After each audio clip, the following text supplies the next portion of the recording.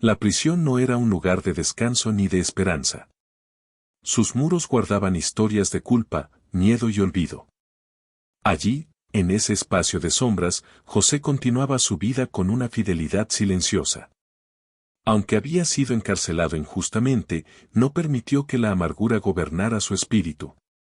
Servía, organizaba y cuidaba, como si cada tarea fuera una oportunidad para honrar a Dios. Y Dios, una vez más, estaba con él. Con el paso del tiempo, dos hombres importantes llegaron a la prisión. No eran delincuentes comunes. Habían servido directamente al faraón, el rey de Egipto. Uno era el jefe de los coperos, encargado de la bebida real, el otro, el jefe de los panaderos, responsable del alimento que llegaba a la mesa del monarca. Ambos habían caído en desgracia por razones no explicadas y fueron puestos bajo custodia en el mismo lugar donde José estaba preso. El jefe de la prisión confió a José la atención de aquellos hombres. José los observó con atención. No solo cumplía órdenes, veía a las personas. Una mañana, al entrar para servirles, notó algo distinto en sus rostros. La tristeza los envolvía.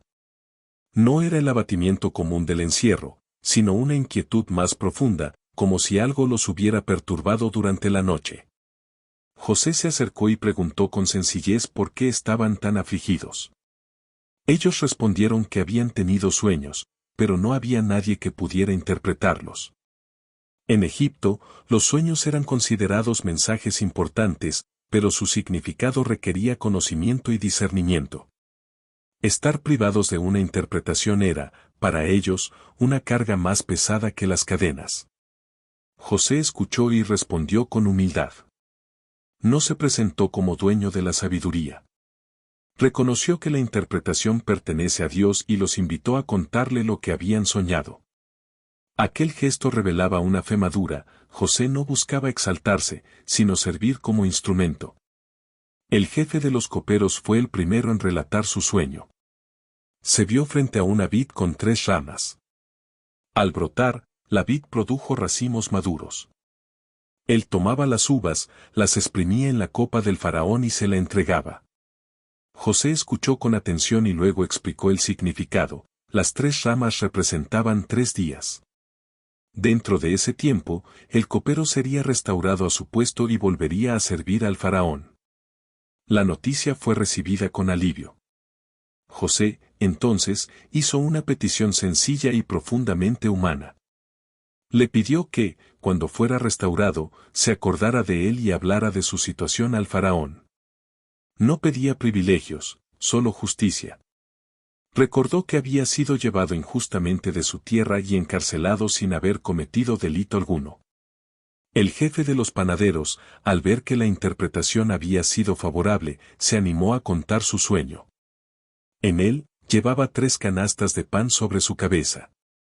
En la canasta superior había toda clase de alimentos para el faraón, pero aves venían y se los comían. José escuchó y, con la misma fidelidad, dio la interpretación.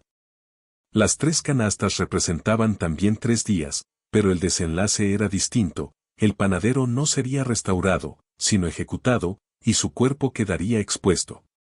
José no suavizó el mensaje ni lo ocultó. Su compromiso era con la verdad que Dios le revelaba, no con la conveniencia. La interpretación era dura, pero clara. Ambos hombres quedaron a la espera del cumplimiento. Al tercer día, se celebró el cumpleaños del faraón. Hubo un gran banquete. En medio de la celebración, el rey recordó a sus siervos encarcelados.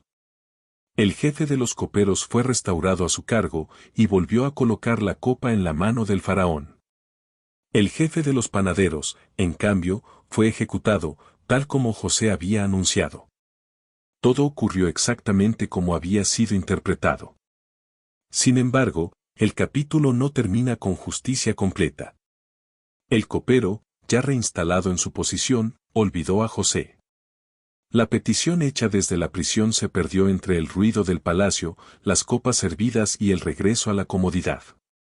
José quedó nuevamente solo, atrapado en el silencio y en la espera.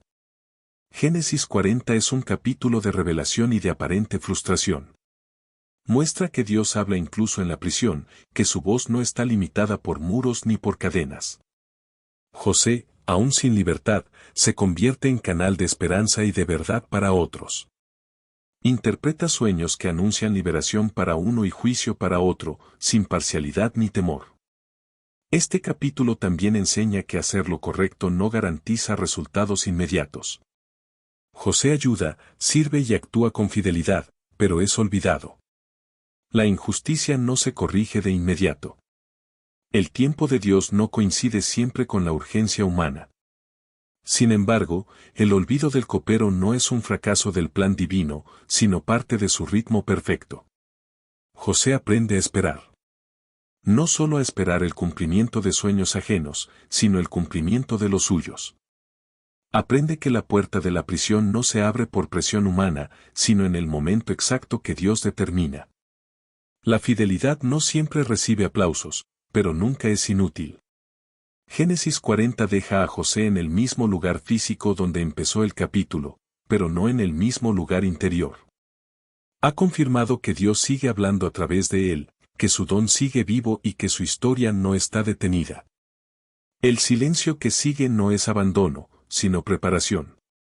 El lector sabe algo que José aún no ve, el olvido del copero será temporal.